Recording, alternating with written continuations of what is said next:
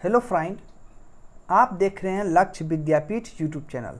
सबसे पहले मैं आप लोग को स्वागत करता हूं अपने यूट्यूब चैनल लक्ष्य विद्यापीठ पर। मैं आप लोग के लिए प्रतिदिन करंट अफेयर का वीडियो लाता हूं। उम्मीद है आप लोग को ये वीडियो और जितना भी करंट अफेयर का वीडियो है आप लोग के लिए काफ़ी ज़्यादा हेल्पफुल होता होगा। अगर आप लोग को मेरा वीडियो अच्छा लगता है करंट अफेयर का, तो आप लोग वीडियो को लाइक और चैनल को सब्सक्राइब जरूर कीजिएगा। तो फिर से आज मैं आप लोग के लिए पहले की तरह 14 अक्टूबर 2020 का करंट अफेयर लेके आया हूं। तो चलिए बढ़ते हैं आज के पहले प्रश्न की ओर। आज का पहला प्रश्न है, फोर्ब्स की ओर से जारी रैंकिंग में मुकेश अंबानी लगातार कितने वर्षों से भारत के सबसे अमीर लोगों की लिस्ट में शीर्ष पर रहे हैं। जितने भी करंट अफेयर आप लोग को मिलेंगे इस वीडियो में, सभी करंट अफेयर काफ़ी ज़्यादा इम्पोर्टेंट है, जो कि आप लोग को किसी भी एग्जाम में काम आ सकते हैं। एक भी प्रश्न को आप लोग नहीं छोड़िएगा। तो 4 ऑप्शन है इस प्रश्न का। पहला ऑप्शन है 11, दूसरा ऑप्शन है 16, तीसरा ऑप्शन है 13 और चौथा ऑप्शन है 15। तो इसका राइट आंसर होगा ऑप्शन नंबर 13, इसका राइट होगा। तो फोर्ब्स की ओर से जो है जारी रैंकिंग में मुकेश अंबानी लगातार 13 वर्षों से भारत के सबसे अमीर लोगों की लिस्ट में शीर्ष पर रहे हैं। तो ये काफ़ी ज़्यादा इम्पोर्टेंट प्रश्न है। तो चलिए बढ़ते हैं अगले प्रश्न की ओर। अगला प्रश्न है, फ्रेंच ओपन 2020 में वुमेन सिंगल का खिताब किसने जीता है। ये भी काफ़ी ज़्यादा इम्पोर्टेंट प्रश्न है। इसका भी 4 ऑप्शन है, Sofia Kenin, Naomi Osaka, Iga Swiatek, Victoria Azarenka. तो ये 4 ऑप्शन है। तो आइए इसका व्याख्या जानते हैं। व्याख्या जान के आप लोग को आंसर वहीं से निकल जाएगा। तो फ्रेंच ओपन 2020 में वुमेन सिंगल का खिताब इगा स्विटेक ने जीता है, इसलिए इसका राइट आंसर होगा ऑप्शन नंबर सी, इसका राइट होगा इगा स्विटेक। इगा स्विटेक ने जो है वो फाइनल में सोफिया केनिन को 6-4 से और 6-1 से हराकर अपना पहला फ्रेंच ओपन का खिताब जीतने वाली पोलैंड देश की पहली खिलाड़ी बन गई है। आप लोग याद रखिएगा, ये जो है इगा स्विटेक वो पोलैंड देश की रहने वाली खिलाड़ी है। इस चीज़ को भी आप लोग याद रखिएगा। यहाँ से 2 से 3 प्रश्न आप लोग को आराम से बन सकते हैं इस क्वेश्चन से और इस व्याख्या से। तो चलिए बढ़ते हैं अगले प्रश्न की ओर। अगला प्रश्न है, ताइवान राष्ट्रीय दिवस किस तिथि को मनाया जाता है। तो ये भी काफ़ी ज़्यादा इंपॉर्टेंट प्रश्न है। इसके भी 4 ऑप्शन है, 10 अक्टूबर, 11 अक्टूबर, 13 अक्टूबर और 12 अक्टूबर। तो ताइवान राष्ट्रीय दिवस जो है वो 10 अक्टूबर को मनाया जाता है। आप लोग अच्छे से इसको याद रखिएगा। ऑप्शन नंबर ए इसका राइट होगा, 10 अक्टूबर इसका राइट आंसर होगा।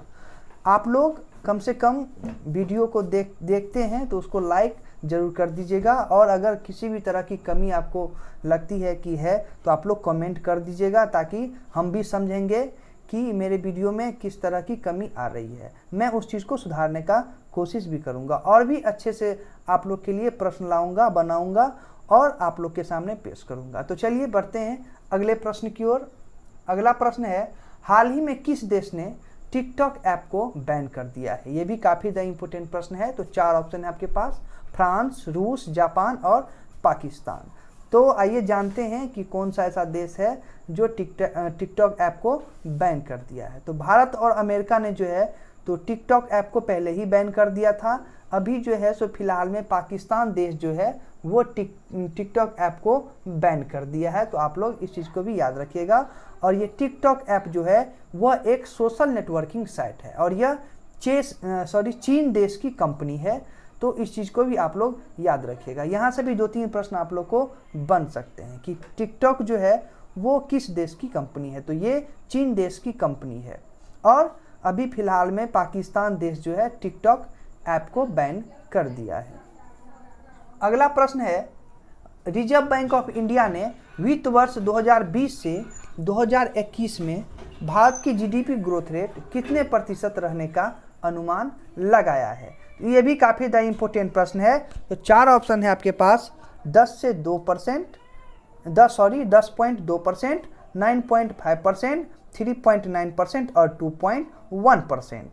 तो रिजर्व बैंक ऑफ इंडिया ने जो है वो वित्त वर्ष 2020 से 2021 में भारत की जीडीपी ग्रोथ रेट जो है वो 5% रहने का अनुमान लगाया है। ये भी काफ़ी ज़्यादा इम्पोर्टेंट प्रश्न है। इस तरह के प्रश्न आप लोग के एग्जाम में आते हैं, तो इस प्रश्न को आप लोग अच्छे से देख लीजिएगा। इसका जो है ऑप्शन नंबर बी राइट होगा, 9.5%। काफ़ी ज़्यादा इम्पोर्टेंट प्रश्न है ये। अगला प्रश्न है, कौन सा ऐसा देश है जो जेनेटिकली मॉडिफाइड गेहूं को मंजूरी देने वाला पहला देश बन गया है? तो इसका भी 4 ऑप्शन है, फ्रांस, भारत, अर्जेंटीना और अमेरिका।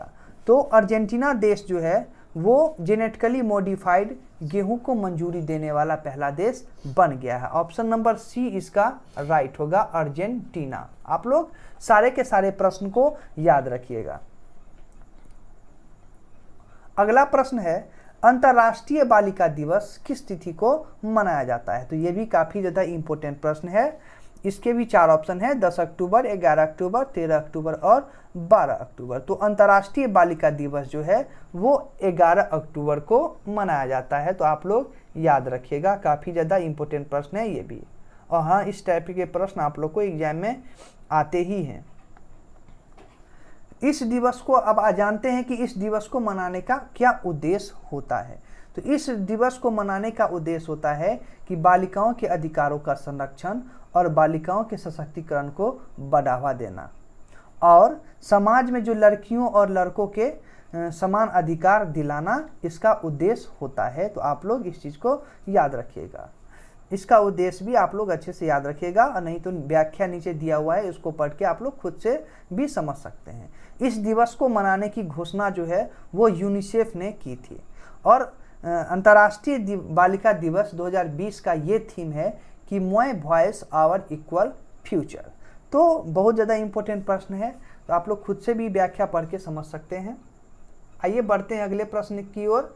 अगला प्रश्न है, WEF की वार्षिक बैठक 2021 स्विट्जरलैंड के डावोस में ना होकर अब किस शहर में आयोजित की जाएगी? तो ये भी काफ़ी ज़्यादा इंपॉर्टेंट प्रश्न है। तो 4 ऑप्शन है इनके भी, लुसाने, लुसर्न, बर्न और ज्यूरिख। तो ये 4 ऑप्शन है। तो WEF की वार्षिक बैठक जो है 2021 वो स्विट्जरलैंड के दामोस में ना होकर अब लुसर्न शहर में आयोजित की जाएगी। तो आप लोग इस चीज़ को भी याद रखिएगा। तो इसका ऑप्शन नंबर बी राइट होगा, लुसर्न। इस बैठक में जो है, आइए इसके बारे में समझते हैं। तो इस बैठक में विश्व के व्यवसाय, राजनीति, शैक्षिक और अन्य क्षेत्रों के प्रमुख को एक साथ लाकर औद्योगिक दिशा तय करना है। तो ये भी काफ़ी ज़्यादा इम्पोर्टेंट है, समझिएगा आप लोग। अगला प्रश्न है, किसने जो है वो स्वामित्व योजना के अंतर्गत संपत्ति कार्ड वितरण योजना का शुभारंभ किया है? तो 4 ऑप्शन है आपके पास, नरेंद्र मोदी, स्मृति ईरानी, योगी आदित्यनाथ और राजनाथ सिंह। तो इसका राइट आंसर होगा ऑप्शन नंबर ए ही होगा इसका राइट। आप लोग ये प्रश्न पहले भी देखे होंगे या नहीं तो न्यूज में आप लोग जरूर सुनते होंगे। तो ये भी इम्पोर्टेंट प्रश्न है आप लोग के लिए। तो नरेंद्र मोदी ने जो है वो स्वामित्व योजना के अंतर्गत संपत्ति कार्ड वितरण योजना का शुभारंभ किया है। अभी नरेंद्र मोदी फिलहाल में हमारे देश के प्रधानमंत्री भी हैं, और इसका उद्देश्य यह है कि ग्रामीण क्षेत्रों में जो है सो मालिकों के उनके भवन के अधिकार का रिकॉर्ड उपलब्ध कराना है और संपत्ति कार्ड जारी करना है।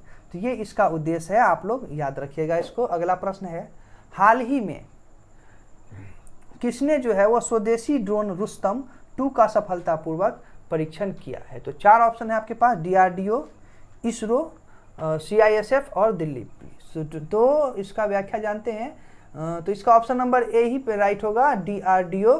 तो DRDO ने जो है वो स्वदेशी ड्रोन रुस्तम 2 का सफलतापूर्वक परीक्षण किया है। LAC और बॉर्डर पर चीन के साथ बढ़ते तनाव और देश की सैन्य शक्ति को मजबूत करने के लिए DRDO ने जो है इस ड्रोन का परीक्षण किया है। DRDO का फुल फॉर्म आइए जान लेते हैं। तो DRDO का फुल फॉर्म होता है defence research and development organisation. इसका फुल फॉर्म होता है DRDO का। इस ड्रोन के बारे में बताते हैं, इसका क्या खासियत है। तो इस ड्रोन के इस्तेमाल से जो है वो दुर्गम पहाड़ी इलाकों पर नज़र रखने में आसानी होगी, और इस मिसाइल का सफल परीक्षण कर्नाटक के चित्रकूट शहर से किया जाएगा। तो ये व्याख्या है, आप लोग खुद से भी इसको पढ़ लीजिएगा। अगर खुद से पढ़िएगा तो और भी आप लोग को अच्छे से समझ में आएगा। उम्मीद है आप लोग को वीडियो अच्छा लगा होगा। इस वीडियो के जितने भी प्रश्न हैं वो भी आप लोग को काफ़ी ज़्यादा हेल्पफुल होगा किसी भी एग्जाम में। अगर आप लोग को वीडियो अच्छा लगा होगा तो वीडियो को लाइक और चैनल को सब्सक्राइब जरूर करके जाइएगा। मैं इसी तरह से आप लोग को प्रतिदिन करेंट अफेयर का वीडियो लाऊंगा, अच्छे अच्छे प्रश्न लाऊंगा। तो आप लोग मेरे चैनल पे आप लोग ज़्यादा से ज़्यादा दोस्तों को जोड़िए और चैनल को ज़्यादा से ज़्यादा दोस्तों को जोड़ के और उसको सब्सक्राइब कीजिए चैनल को। चलिए मिलते हैं नेक्स्ट वीडियो में इसी तरह के प्रश्न लेके। धन्यवाद।